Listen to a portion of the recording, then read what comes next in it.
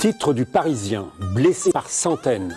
Pillage, vitrines brisées, barricades, voitures incendiées. Non, il ne s'agit pas d'un article sur l'acte 24 des Gilets jaunes, mais bien d'un compte-rendu de la grande manifestation des sidérurgistes à Paris, le 23 mars 1979.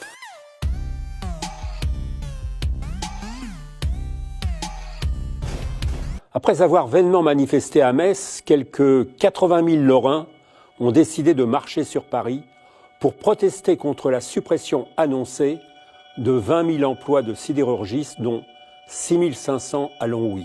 Manifestation pacifique et largement unitaire, relayée par une radio pirate et pionnière, Radio Lorraine Cœur d'Acier. Du point de vue de l'organisation et de l'affluence, la marche du 23 mars 1979 est un succès incontestable. Mais les journaux en donnent une autre version. 54 boutiques cassées, titre François, 121 vitrines brisées et 116 blessés parmi les forces de l'ordre. Paris Match choisit son titre. Casseurs, nos photographes au cœur de la bataille de Paris.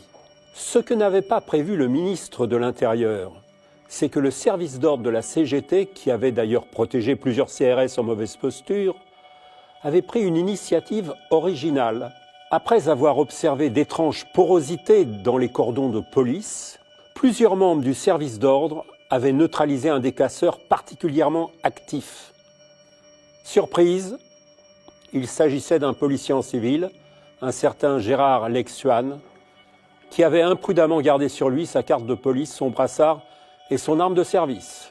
Le dimanche 25 mars, au club de la presse d'Europe 1, Georges Segui, secrétaire général de la CGT, exigeait que toute la lumière soit faite sur l'affaire. Nous avons, disait-il, toujours eu la conviction que les prétendus groupes autonomes étaient manipulés à des fins de provocation.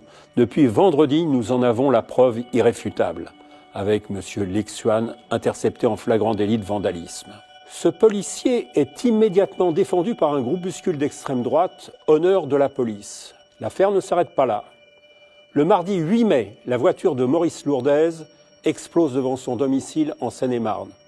Maurice Lourdez était l'un des principaux responsables du service d'ordre de la CGT. L'attentat est revendiqué par Honneur de la police. Toujours en mai, le leader du groupe musical Trust, Bernie Bonvoisin, est menacé de mort par ce même groupuscule terroriste, en réaction à leur tube Police Milice. Police milice organisée, police milice prête à tirer. Le jeudi 20 septembre, Pierre Goldman, militant d'extrême gauche devenu journaliste à Libération après être passé par la case prison, est assassiné par 3 individus dans le 13e arrondissement de Paris. Meurtre revendiqué par Honneur de la police. Enfin, le jeudi 30 octobre 1980, le comédien Michel Colucci, alias Coluche, candidat à la présidentielle, informe la presse qu'il a reçu plusieurs menaces émanant du groupe Honneur de la police.